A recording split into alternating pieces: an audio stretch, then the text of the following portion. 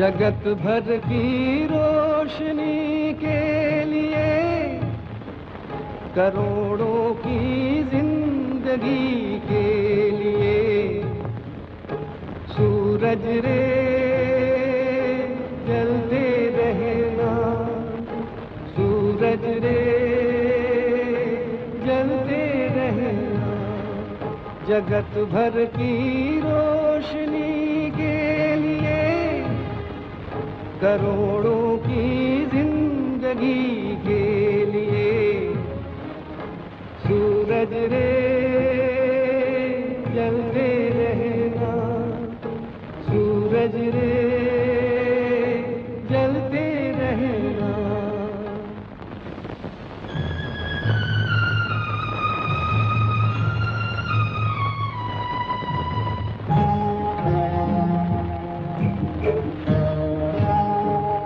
जगत कल्याण की खातिर तू जन्मा है, तू जग के वास्ते हर दुख उठारे। भले ही अंग तेरा भस्म हो जाए, तू जल जल के यहाँ किरणें लुटारे। लिखा है ये ही तेरे भाग में कि तेरा जीवन रहे आग में। सूरज रे जलते रहना, सूरज रे जलते रहना।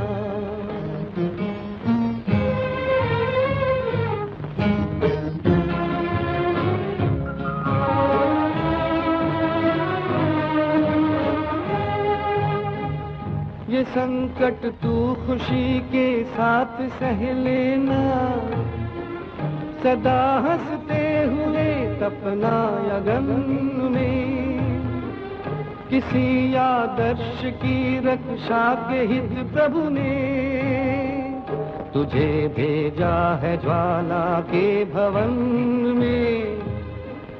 तू जल रे परवाह न कर प्राण की, ये भी एक लीला है भगवान की। सूरज रे जलते रहना, सूरज रे जलते रहना।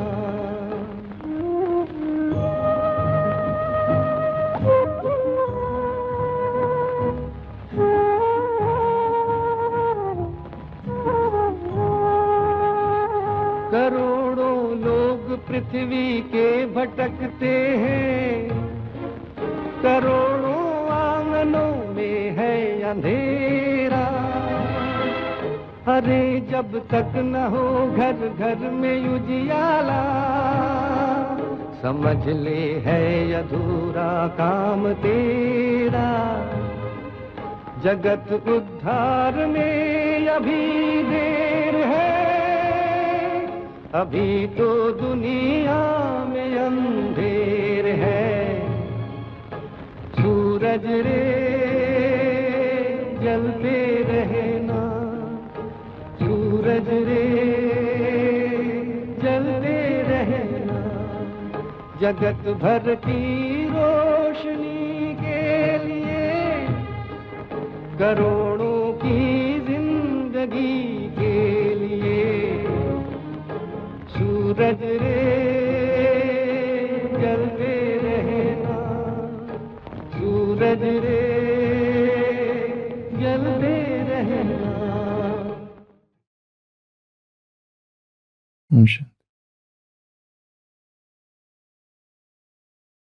बुद्ध का 27वां उत्तराधिकारी, उसका नाम था हन्यतारा। जैसे बुद्ध तेजस्वी थे, वैसे हन्यतारा भी अत्यंत तेजस्वी। दक्षिण भारत का कोई राजा था जिसने हन्यतारा के विषय में सुना था, और उसकी ये उत्कट इच्छा थी कि हन्यतारा जो बुद्ध का ही प्रतिरूप है और इस समय है, वो हमारे राज्य में आए, हमारी राजधानी में आए, दरबार में आए और बुद्ध के कुछ सूत्र पढ़े। सूत्र पढ़ने वाले संसार में बहुत हो सकते हैं, बहुत बुद्धिमान, पंडित, ज्ञानी, परंतु बुद्ध जैसा ही कोई बुद्ध के सूत्र को समझाए, जो स्वयं सूत्र का स्वरूप है, ये कितनी बड़ी बात होगी। अन्यतारा अपने एक सेवक, अपने एक सेवाधारी के साथ राज्य में प्रवेश करते हैं। बहुत स्वागत, सत्कार, राज्य को, महल को सजाया जाता है। राजसभा के बीच अन्यतारा बैठते हैं और उनका बाजू में सेवक, जो उनका ध्यान रखने वाला है। और सभा चालू होती है। सभी उत्सुक हैं कि अन्यतारा, बुद्ध स्वयं, बुद्ध के सूत्र पढ़ेंगे तो कैसी उसमें अद्भुत सी, कैसा अद्भुत आकर्षण होगा, कैसे गहरे राज आज खुलने वाले हैं। पर अन्यतारा बैठे रहते और उनका जो सेवक है उसको पढ़ने के लिए दे देते। वो सेवक जिसका उच्चारण भी ठीक नहीं है और व्याकरण में भी त्रुटि है, वो सूत्र पढ़ रहा है। राजा बन ही मन उदास। अगर पढ़वाना ही था तो इतने ज्ञानी मनीषी राज्य में पहले से ही थे, इनको नहीं बुलाया होता। परंतु सम्मानवश राजा चुप रहता है और वो सेवक सूत्र पढ़ते जाता है। सेवक है, सेवाधारी,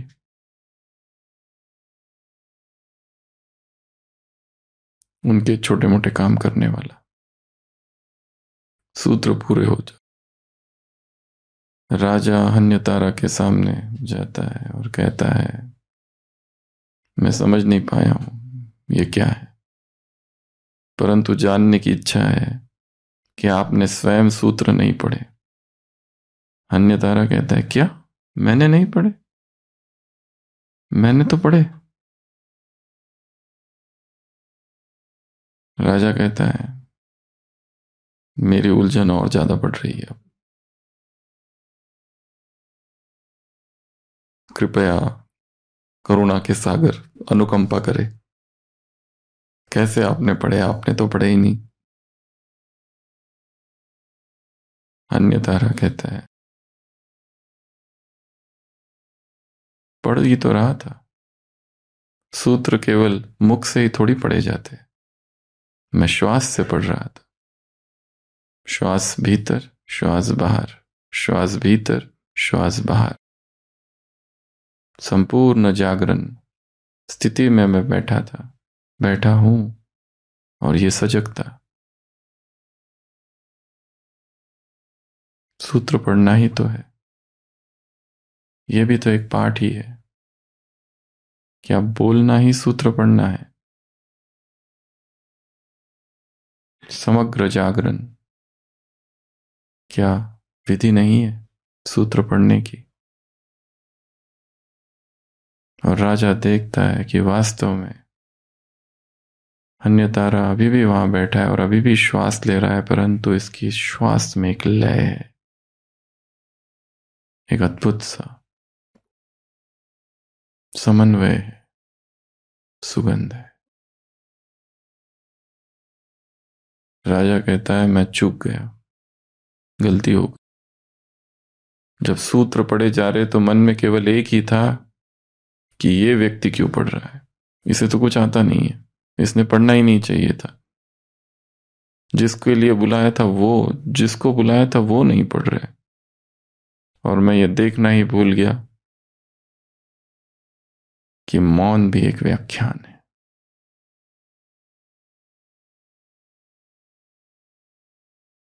मौन से भी बोला जा सकता है। शेक्सपियर का एक पात्र कहता है, आई शैल स्पीक टू थी इन साइलेंस। मैं तुमसे बोलूंगा, परंतु मौन में। आगे राजा कहता है कि मेरे 3 पुत्र हैं, आप अभी आए हो तो उनको भी आशीर्वाद दो। और मैंने जानबूझ के उन्हें बुलाया नहीं था सभा में। छोटे हैं, एक 7 साल का, एक 10 साल का, एक 15 साल का। क्या मैं उन्हें बुलाऊं? अन्यतारा कहता है बुलाओ। उससे पहले राजा उस 27वें बुद्ध के अधिकारी को एक अमूल्य हीरा देते हैं। कहते हैं कि ये आपको मेरी तरफ से भेंट। और अन्यतारा जब पहला बेटा है, उस पहले बेटे को वो हीरा दिखाते हैं। 15 साल का वो बेटा है और कहते हैं कुछ कहो इसके बारे में। वो पहला बेटा 15 साल का कहता है, ऐसा अमूल्य हीरा, ये हीरा तो और कहीं मिल ही नहीं सकता, ये सबसे कीमती हीरा होगा। अन्यतारा कहता है सही कहा। दूसरे बेटे से पूछता है इसके विषय में कुछ कहो। वो कहता है ऐसा अमूल्य हीरा तो मेरे पिता के अतिरिक्त और किसी के पास हो ही नहीं सकता, क्योंकि इसके मेंटेनेंस के लिए भी कितनी बड़ी सेना की आवश्यकता है। जरूर आपको मेरे पिताजी ने भेंट किया होगा। अन्यतारा कहता है सही कहा। तीसरा बेटा 7 साल का है, उसको कहता है इसके विषय में कुछ कहो, इस हीरे के विषय में। 7 साल का वो बच्चा कहता है कौन सा हीरा? ये पत्थर, ये पत्थर हीरा कैसे हो सकता है? हीरा बाहर हो ही कैसा कह सकता है, हीरा तो भीतर है। अन्यतारा उसे गले लगे। राजा से कहते हैं राजा तुम सोच रहे हो तुमने मुझे बुलाया? मैं खुद आया हूं इसकी तलाश में, क्योंकि मैंने पिछले जन्म में इसको वचन दिया था कि तुमको ढूंढने मैं खुद आऊंगा। और वो छोटा बच्चा होता है बोधि तारा, जिसका अन्यतारा नाम रखता है बोधि धर्म। और ये बुद्ध का 28वां उत्तराधिकारी होगा। मैं इसकी तलाश में आया हूं, प्रवचन देने नहीं आया हूं। और बोधि धर्म वो है जो भारत से पहला व्यक्ति है जो चीन में गया और सारे विश्व में जिसने बौद्ध धर्म की स्थापना की। ज़ेन पूरी फिलॉसफी खड़ी कर। जापान, सब जगह। चीन में पहली बार भारत से बुद्ध का संदेश लेकर कोई गया तो वो बोधि धर्म है। सच्चा हीरा कहाँ है? भीतर। बाहर तो कुछ है ही नहीं। संसार में है क्या? शरीर, पैसा, वस्तुएं, सामग्री, सुख साधन। तीव्र विवेक से जो देख ले कि इसमें सुख है ही नहीं। Vanity of vanity, all is vanity, सब व्यर्थ है। सच्चाई तो भीतर है। सच्चा सुख तो यहां है। बाहर के किसी स्थान पर कहीं कुछ नहीं है। दूर के ढोल सुहावने हैं बस। जो कार्य करना है वो तो भीतर है। बाबा ने कहा तुम्हें हीरा बनना है, जिसमें 5 बातें बताई। सच्चा हीरा, चमकीला हीरा, चमकता हीरा, सच्चा हीरा, अमूल्य हीरा, नंबर 1 हीरा, और 5वां बेदाग हीरा। तुम्हें क्या बनना है? बेदाग हीरा, जिसमें एक भी दाग ना हो। तुम्हें कौन सा हीरा बनना है? नंबर 1 हीरा बनना है। तुम्हें कौन सा हीरा बनना है? अमूल्य हीरा बनना है। तुम्हें कौन सा हीरा बनना है? चमकता हुआ हीरा बनना है, सच्चा हीरा बनना है, झूठा नहीं। और अगर ऐसा सच्चा हीरा बनना है और ऐसा बेदाग हीरा बनना है तो उसमें दाग ना हो और उसमें धूल ना हो। और दाग और धूल कौन है?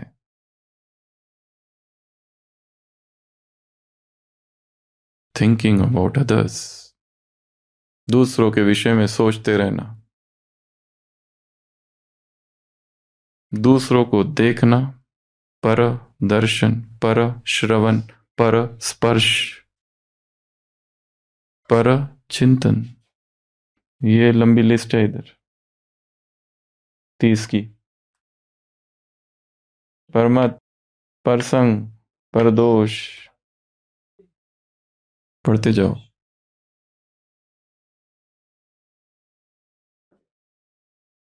पराश्रित जीवन, पराश्रय,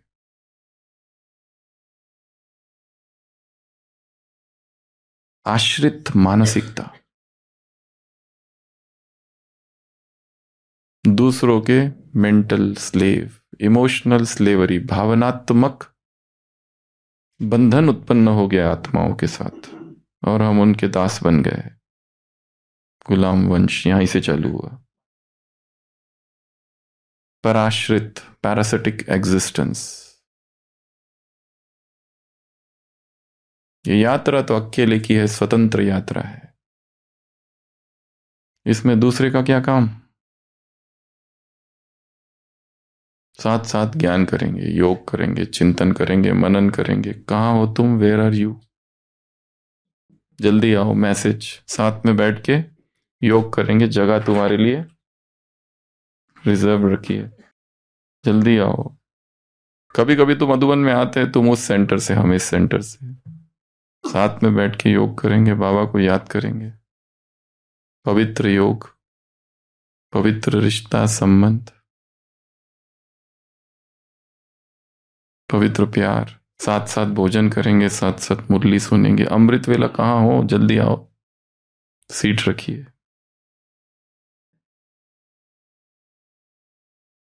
जल्दी आओ, नहीं तो दूसरा बैठेगा। The other is hell। पश्चिम का विचारक जीन पॉल सार्त्र कहता है, दूसरे से तुमको क्या काम? नरक है। तुम अपना देखो, अपने आप में डूबे रहो। तुम्हें अपने आप को ठीक करना है, दूसरों को नहीं। तो आज इन 30 में से कोई भी 5 उठाने हैं और उस पर कुछ लिखना है। 30 है इधर। परकोप, परपंच, परचिंता, परश्रम, परभाव, पर अध्ययन, पर कृपा। दूसरों की कृपा में ही पलते रहते, जब चाहो जब देखो तब।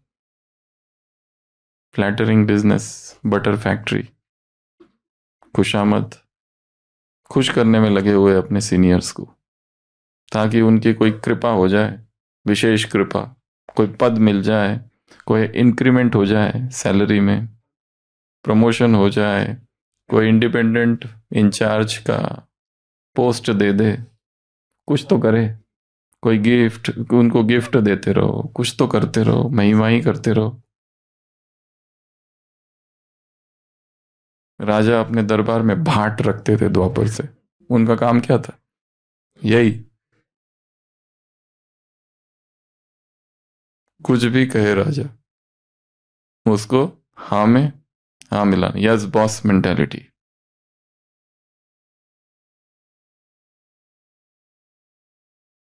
Rule number 1, boss is always right. ठीक है। Rule number 2, if boss is wrong, follow rule number 1।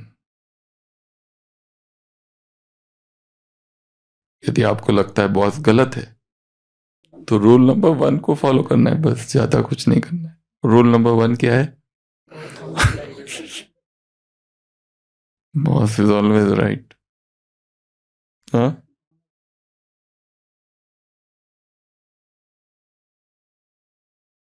परंतु ऐसा पराश्रित, परकृपा वाला हमारा जीवन ना हो। Mind your own business.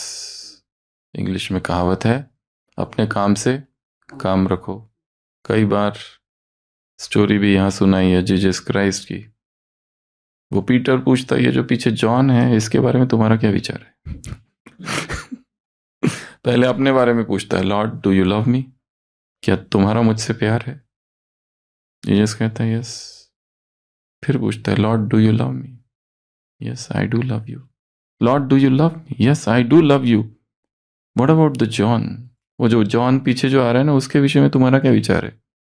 It's between him and me, what is that to you? वो मेरे और उसके बीच में तुमको क्या लेना देना है? तुम अपना काम से काम रखो। What is that to you? तुम्हें क्या करना है उससे? बाबा, क्या तुम्हारा मुझसे प्यार है? बाबा कहते हैं हाँ मेरा है, पर ये जो मेरा पड़ोसी है उसके विषय में क्या ख्याल है आपका? बाबा क्या कहेगा?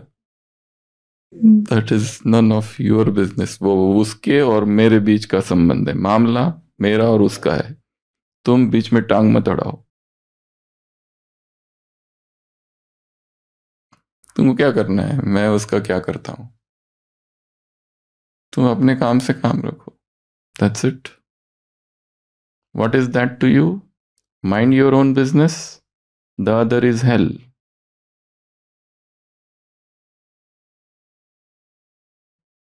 परधर्मो भयावह। Gita chapter 3 verse number 35। क्या लिखा है गीता में? स्वधर्म, स्वधर्मे, स्वधर्म में क्या है? श्रेय है। परधर्मो भयावह, दूसरों का जो धर्म है उसमें भय है। मछली का धर्म है तैरना, वो अगर सोचे मैं उड़ती क्यों नहीं, तो कितना दुख हो जाएगा उसको। तुम्हारा धर्म उड़ना नहीं है, वो उसका काम है।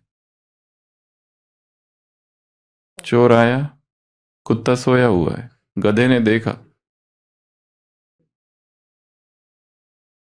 कुत्ता सो रहा है, जिसका काम है जागना चाहिए उसने ना। चोर आया है, मालिक सो रहा है, कुत्ता भी सो रहा है, तो कुत्ता क्या, गधा क्या करता है? चिल्लाने लगता है जोर जोर से, और गधे की आवाज सुनकर चोर भाग जाता है, मालिक उठता है, और पिटाई किसकी करता है? गधे की।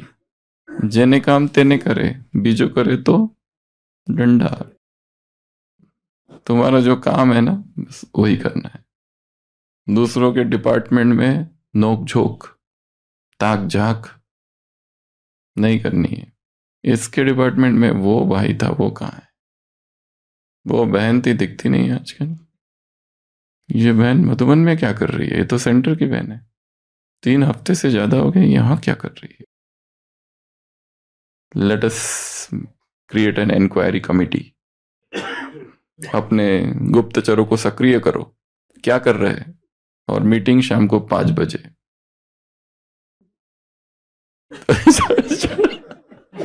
राइट, 6:30 बजे।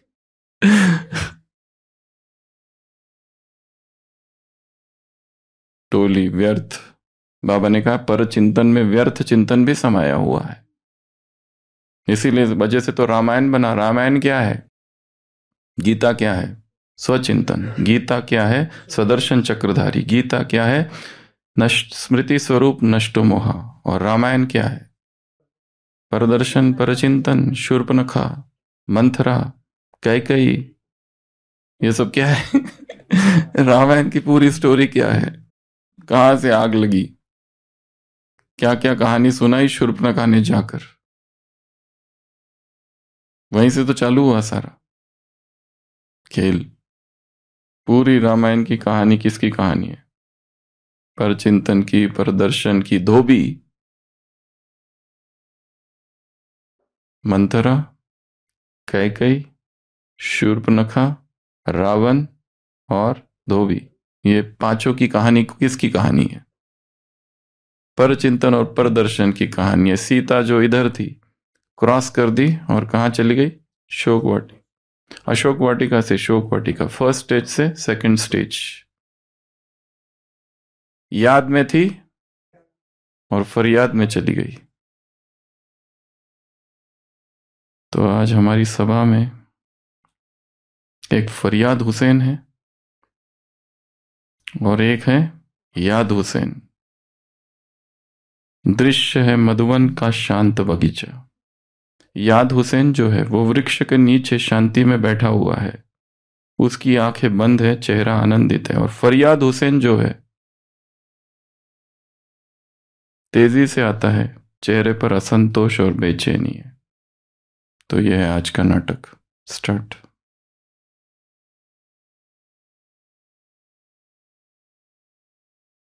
तो फरियाद वाला क्या करता है? कंप्लेंट कंप्लेंट कंप्लेंट, शिकायत शिकायत शिकायत शिकायत हुसैन। और जो याद वाला है वो क्या करता है? याद में रहता है। तो बाबा ने कहा सीता दो प्रकार की है, एक सीता वो है जो याद में है, एक सीता वो है जो फरियाद कर रही है। एक सीता वो है जो स्टेज 1 में, एक सीता वो है जो स्टेज 2 में, एक सीता वो है जो अशोक वाटिका में, एक सीता वो है जो शोक वाटिका में है।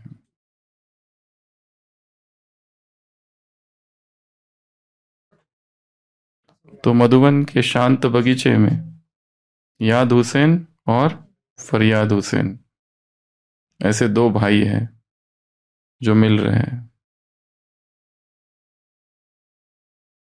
इस परचिंतन प्रदर्शन की 50 हानियों की लिस्ट है, वो केवल पढ़ना है, हम 10 सुनाएंगे यहां पर।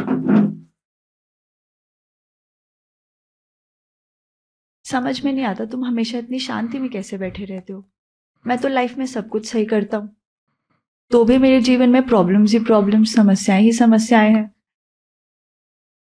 समस्याएं हैं या तुम्हारा दृष्टिकोण ही समस्या बन गया है? याद हुसैन, प्रैक्टिकल बनो। मेरा बॉस मुझे समझता नहीं है। मेरे घर में पैसे की प्रॉब्लम है, घर में इतनी गलत फहमियां है, क्या करूं? ऐसी स्थिति में तुम क्या करते? अरे इतनी फरियाद, लेकिन बताओ जितना समय तुमने शिकायत करने में लगाया उतना याद में लगाया होता तो क्या स्थिति यही होती? तुम्हारे लिए कहना बहुत आसान है, तुम्हें क्या पता मेरी परिस्थितियों के बारे में। अच्छा, क्या सच में परिस्थिति सबकी आती है? लेकिन फर्क दृष्टिकोण का है। मैं बाहरी संसार को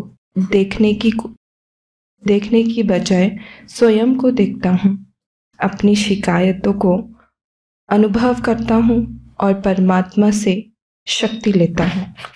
रहने दो, ये सिर्फ बातें हैं। जहाँ मैं हूँ वहां पे इतनी आलोचना है, धन की समस्या है, परिवार में गलत फहमियां है। ऐसी जगह पे तुम होते तो तुम भी फरियाद ही करते। नहीं बहन, क्योंकि शिकायत आत्मा को निर्बल बनाती है और याद आत्मा को शक्तिशाली बनाती है। अच्छा, फरियाद करने से परिस्थिति हावी हो जाती है, लेकिन याद करने से आत्मस्थिति पर विजय पा लेती है। और जब सब गलत हो रहा होगा तब क्या करोगी? मैं रुकूंगी, सोचूंगी और परिवर्तन करूंगी। यह मेरे साथ क्यों हुआ, यह पूछने के बजाय मुझे इससे क्या सीखना है, यह पूछूंगी। याद हुसैन, कहने में अच्छा लगता है, पर जब करने पे आती है ना तो बहुत मुश्किल लगता है। मुश्किल इसलिए लगती है क्योंकि तुम दर्द पकड़कर बैठी हो, प्रकाश को पकड़ नहीं रही हो। सोचने की बात तो है। चलो एक छोटा अभ्यास करते हैं। जब भी तुम्हें शिकायत करने का मन हो, रुको, गहरी सांस लो और शिकायत को थैंक यू में बदल दो। कोई मुझे समझता नहीं, इस जगह मैं स्वयं को समझता हूँ और परमात्मा मुझे समझता है। जीवन इतना अन्यायपूर्ण क्यों है? इस जगह जीवन एक शिक्षक है और मैं सीख रहा हूँ। इसको पॉजिटिव में कन्वर्ट करना होगा। तो मतलब तुम कहना चाहते हो कि कोई मुझे नहीं समझता तो मुझे ऐसे सोचना चाहिए कि हाँ, मैं स्वयं को समझता हूँ और परमात्मा भी मुझे समझते हैं, and I should take life as a teacher. Yes, कि लाइफ ही एक शिक्षक है और मैं एक लर्नर हूँ। ऐसे तो मैंने कभी सोचा नहीं। क्योंकि याद ही वह समाधान है जो तुमने कभी अपनाया ही नहीं। शिकायतें शोक वाटिका बना देती हैं और याद अशोक वाटिका। अब बताओ कौन सी वाटिका में रहना चाहोगी? मैं तो तुम्हारी वाटिका में रहना चाहूंगी। तो बस अभी से शुरू करो। फरियाद कंप्लेंट्स को छोड़ दो, याद को अपनाओ। स्वर्ग बस एक स्मृति की दूरी पर है। ठीक है, तो मैं भी अपना नाम चेंज कर लेता हूँ, फरियाद से याद हुसैन कर लेता हूँ। Good, thank you. ओम शांति। Thank you. ओम शांति। तो इस रोल प्ले में हमने देखा कि हमारे पास सदा ही दो रास्ते होते हैं। एक रास्ता होता है कंप्लेंट्स का, जो हमें दुख की ओर लेके जाता है, और दूसरा रास्ता होता है याद का, जो हमें चमकता हुआ हीरा बनाता है। ओम शांति।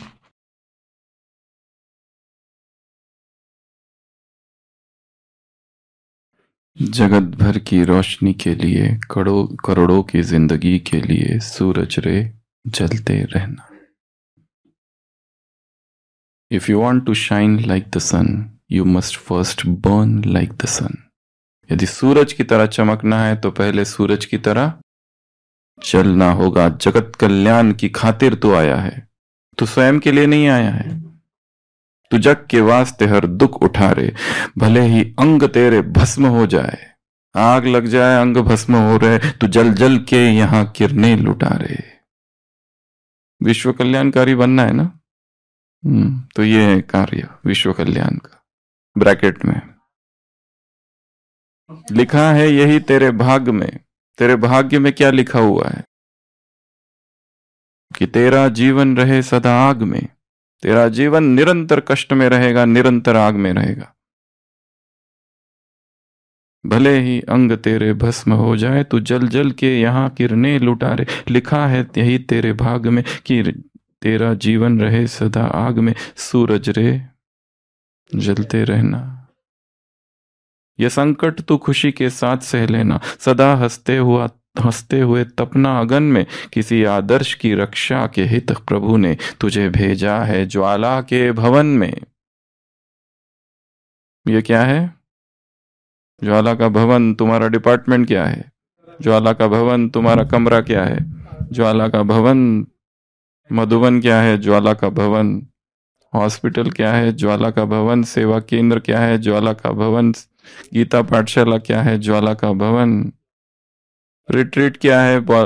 सेंटर क्या है? ज्वाला भवन। ब्राह्मण जीवन क्या है? ज्वाला भवन।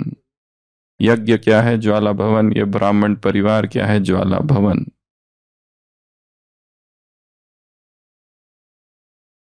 ये संकट तू खुशी के साथ सह लेना, सदा हंसते हुए तपना अगन में। अगर सोने को कुंदन बनना है तो क्या होगा? तपना। अगर पिघल रहा है तो अर्थात सोना था ही नहीं, तुम प्लास्टिक थे शायद। किसी आदर्श की रक्षा के हित प्रभु ने भेजा है तुझे ज्वाला के भवन में। करोड़ों लोग पृथ्वी के भटकते हैं, करोड़ों आंगनों में है अंधेरा। जब तक ना हो घर घर में उजियारा, समझ लेना काम अधूरा काम तेरा। जगत उद्धार में अभी देर है, अभी तो दुनिया में अंधेर है। सूरज रे जलते रहना, सूरज रे जलते रहना। तो चमकता हुआ हीरा बनना है। तो ये जो धूल और ये जो दाग है वो उस पे नहीं होने चाहिए। कौन से धूल, कौन सी धूल और कौन सा दाग? परदर्शन और परचिंतन। दूसरे ने ऐसा क्यों किया, वो ऐसा क्यों करते हैं? उनको जो करना है करने दो। तुम वो करो जो तुम करने के लिए आए हो, जिसके लिए तुम्हें भेजा है ज्वाला के भवन में। तू जल जल के यहां किरणें लुटा रे। ये ज्वाला भवन है। ये ना समझना ज्वाला भवन में आए हो तो मुझे आग ना लगे, सेक ना लगे।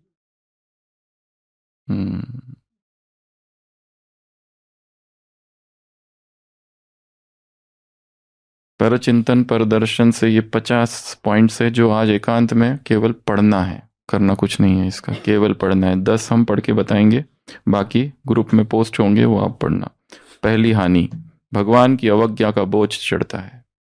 भगवान ने कहा है स्वचिंतन करो, खुद को देखो, दूसरों को दूसरों को देखना ही नहीं है। एक पर को छोड़कर बाकी सब पर काटो।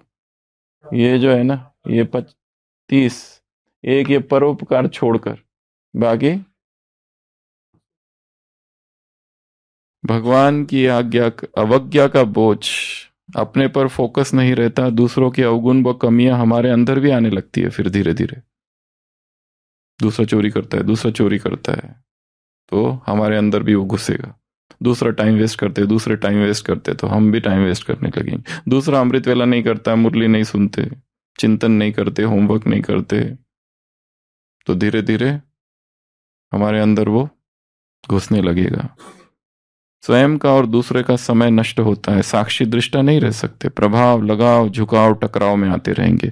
हमारी नकारात्मक कार्मिक अकाउंट बनता जाएगा। पर चिंतन से वह परदर्शन अकेले नहीं आते। उनके साथ कौन कौन आता है? ईर्ष्या, घृणा, रीस, रेस, भय आदि सब आते। 9वां, अब हमारी विशेषता सेवा में नहीं लगती और धीरे धीरे कम होने लगती है, और 10वां, पुरुषार्थ की गति कम हो जाती है। ऐसे ये 50 पॉइंट्स 2017 में यही मुरली पर, शायद यहीं पर ये क्लास हुई थी। उस समय ये तब के ये चिंतन किए हुए पॉइंट्स है, अभी काम आ रहे हैं। तो ज्ञान व्यर्थ नहीं जाता, ज्ञान बीज है, पुरानी मुरली है ये। तो पहला काम आज की मुरली से ये जो 5, इसमें से 5 निकालने हैं, उसका विस्तार करना है। और दूसरा काम है ये जो पॉइंट्स है इसको एकांत में केवल पढ़ना है। क्रांति में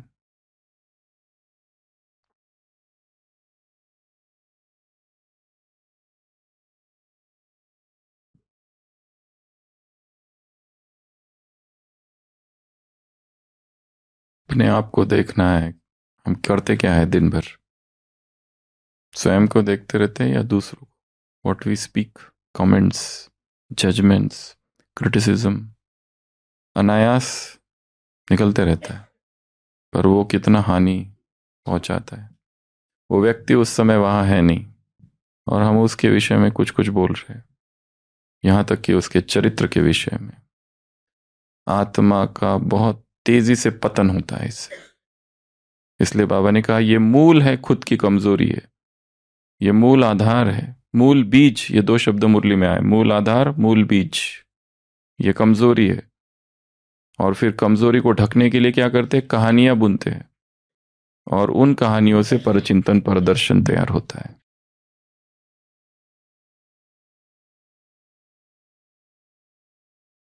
ओम शांति।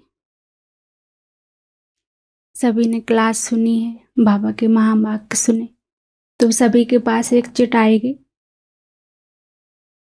तो उसमें जो भी आपने जो भी अच्छी पॉइंट लगी हो तो वो लिखेंगे। क्लास से या मुरली से कि जो ये करना चाहिए हमें पुरुषार्थ में आगे बढ़ने के लिए, तो वो सभी लिखेंगे उसमें।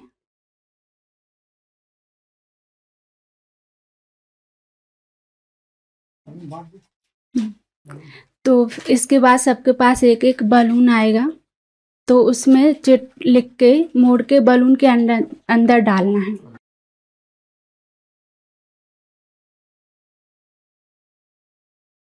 अच्छी वाली पॉइंट, अच्छी बाबा के मुरली में से क्लास में जो अच्छा लगा। आज की मुरली से बोलो, आज की मुरली से जो भी पॉइंट, मुरली से 13 तारीख। आज की मुरली से जो भी पॉइंट अच्छी लगी तो वो लिखेंगे।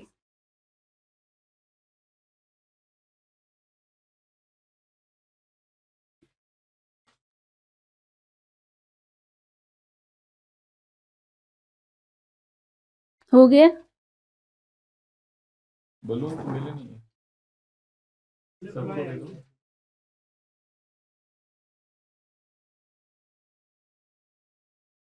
फिर उसका बलून को फुलाना है।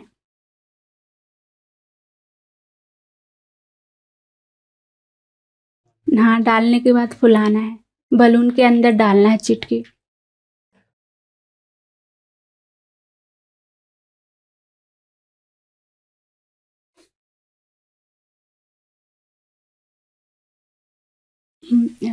सबका हो जाए फिर फूलने के बाद।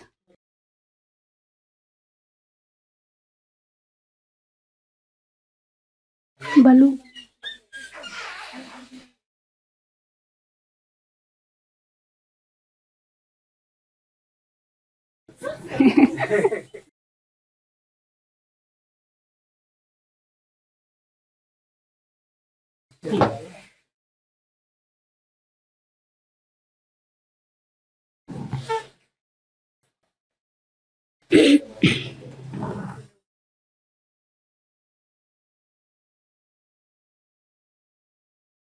गोपाल भाई जी आ गए। सभी को बलून मिल गए।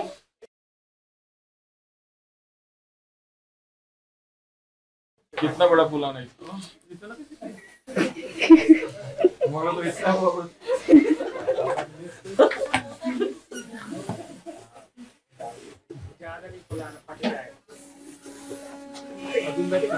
लाओ।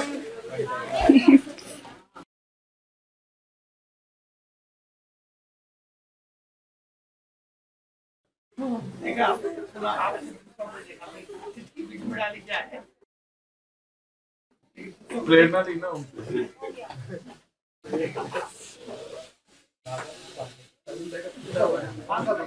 बांधने का कैसा है? धागा नहीं, ऐसे ही बांध। वो समीक्षा बन। धागा होगा तो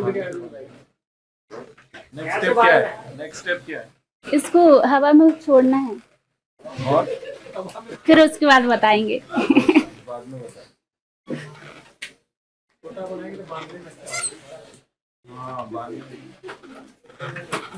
भी बन गया।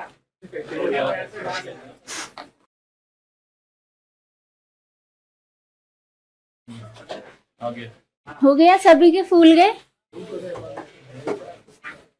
फूला हुआ कौन बलून है? फूला हुआ गुब्बारा कौन है? हाथ खड़ा कौन है?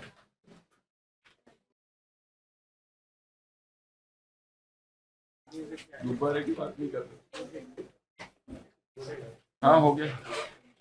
नेक्स्ट इंस्ट्रक्शन तो गीत भी बजाना है क्या?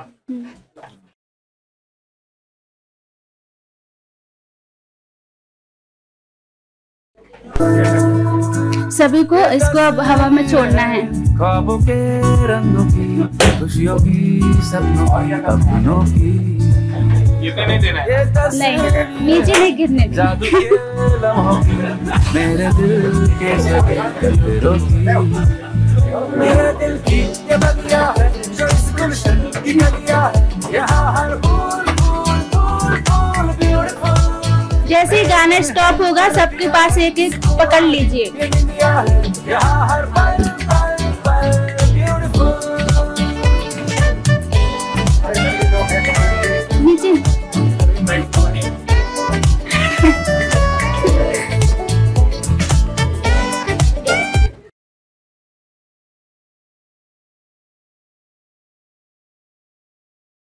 नहीं नहीं, खोलना नहीं है, खोलना नहीं है, खोलना नहीं है। क्या करना है जल्दी? सब लोग पकड़ ली। माइक माइक आवाज नहीं आ रही। अरे फोड़ना नहीं है अभी, वेट वेट। सब अपने पास रख लीजिए एक एक।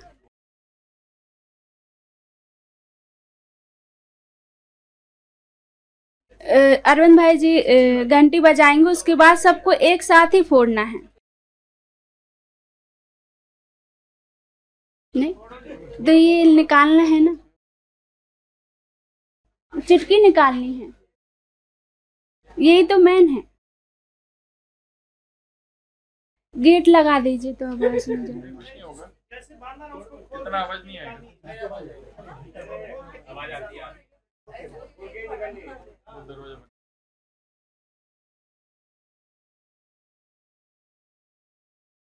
जो चिटकी आएगी वो अपने पास संभाल के रखिए।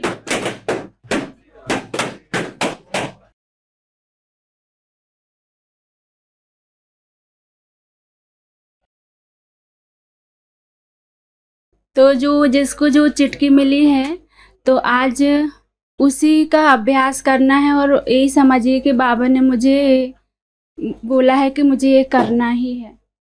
तो हम पुरुषार्थ में भी आगे बढ़ेंगे, बेदाग हीरा भी बनेंगे और चमकदार हीरा भी बनेंगे।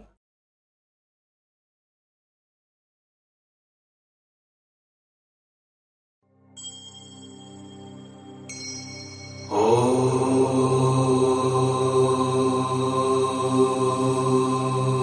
शिव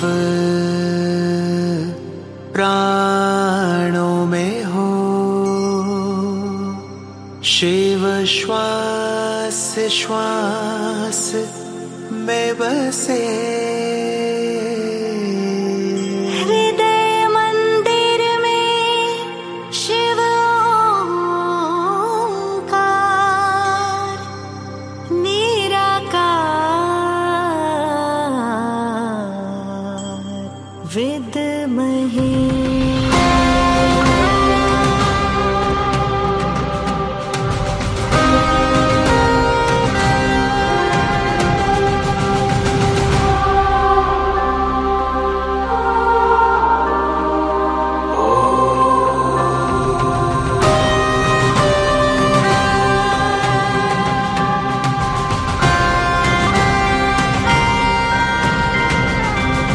नवसृष्टि की रचनाकार शिव शक्ति योगेश्वरी, तुम शिव शक्ति योगेश्वरी। नवसृष्टि की रचनाकार शिव शक्ति योगेश्वरी, तुम शिव शक्ति योगेश्वरी। सप्तरंगी राजेश्वरी शिववंशी तपस्विनी, सप्तरंगी राजेश्वरी शिववंशी तपस्विनी। शिव शक्ति योगेश्वरी, तुम शिव शक्ति योगेश्वरी। सप्तरंगी राजेश्वरी शिववंशी तपस्विनी, सप्तरंगी राजेश्वरी शिववंशी तपस्विनी। शिव शक्ति योगेश्वरी, तुम शिव शक्ति योगेश्वरी।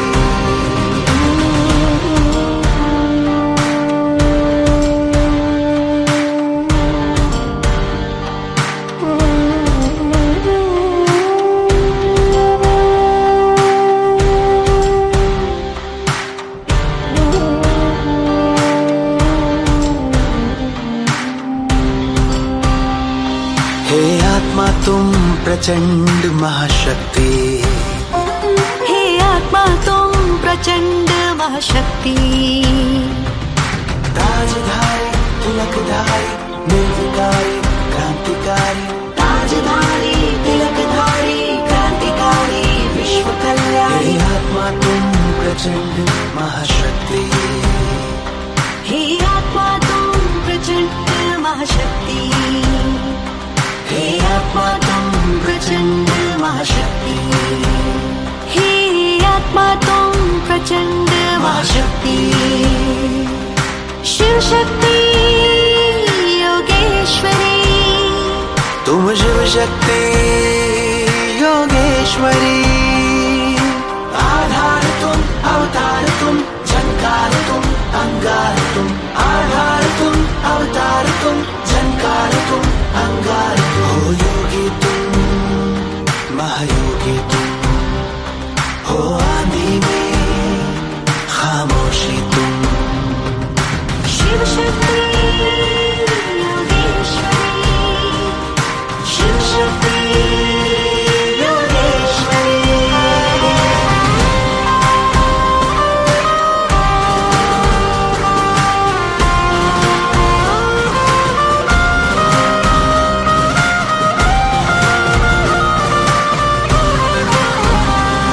नवसृष्टि के रचनाकार क्रांतिवीर तुम, सखावीर तुम, महावीर तुम, शक्तिवीर तुम।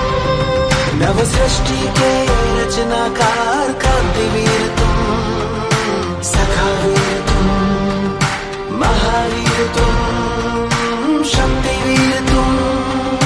महायज्ञ की आहुति तुम, महायज्ञ की दिव्य ज्योति, महायज्ञ की आहुति तुम, महायज्ञ की दिव्य ज्योति।